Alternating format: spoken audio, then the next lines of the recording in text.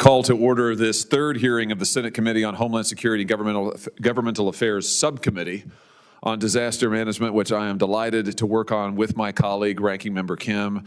I want to say a thank you to all of our witnesses for being here, as well as everybody who is in the room and joining us online. The title of today's hearing is Examining Fraud and Foreign Influence in State and Federal Programs. And today's hearing is going to examine two pillars that are truly fundamental to our republic and to the confidence of the American people in our republic, and that is the integrity of our public funds and the integrity of our political system. Let me just start with the second one. As early as the Constitutional Convention, Alexander Hamilton warned that foreign powers would try to exploit America's freedoms to sow divisions inside our country.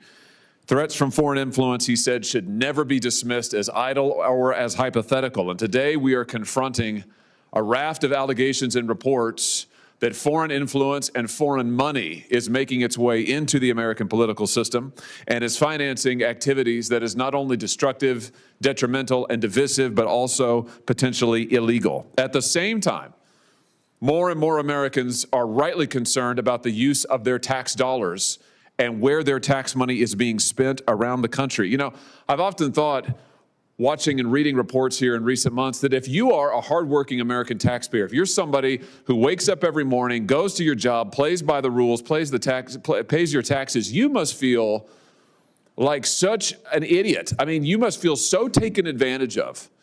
Because here we have reports, credible reports, and we're going to hear more about it today with some substantiation of billions of dollars of taxpayer money, your tax funds being taken and spent on illicit activities, on foreign overseas activities, on other illegal and criminal activities. It's absolutely outrageous, and it's time that we got accountability for how Americans' hard-earned tax dollars are being spent and how the integrity of our political system is being protected. We're going to hear testimony that tens of billions of dollars intended to serve the public have been lost to fraud in the state of Minnesota alone. Organized criminal syndicates stole COVID-era disaster money to the tune of billions of dollars, and since then they have defrauded money from every single federally funded program in the state of Minnesota.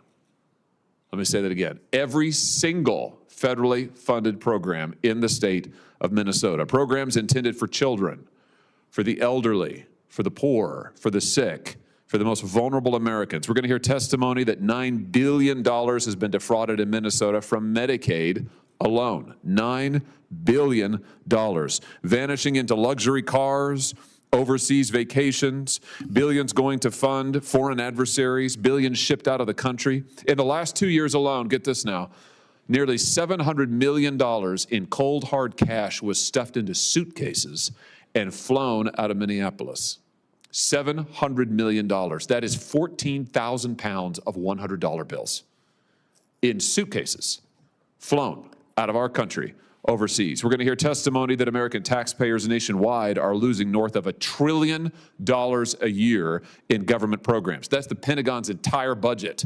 $1 trillion a year. This isn't isolated crooks gaming the system. I wish it were. It's transnational criminal syndicates siphoning money out of America. 70% of that loot flows overseas, funding cartels, terrorists, adversaries like North Korea, China, Iran, Russia.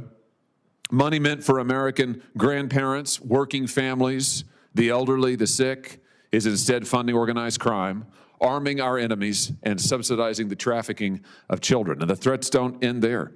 In recent weeks, we have seen anti-ICE protests escalate into outright lawlessness.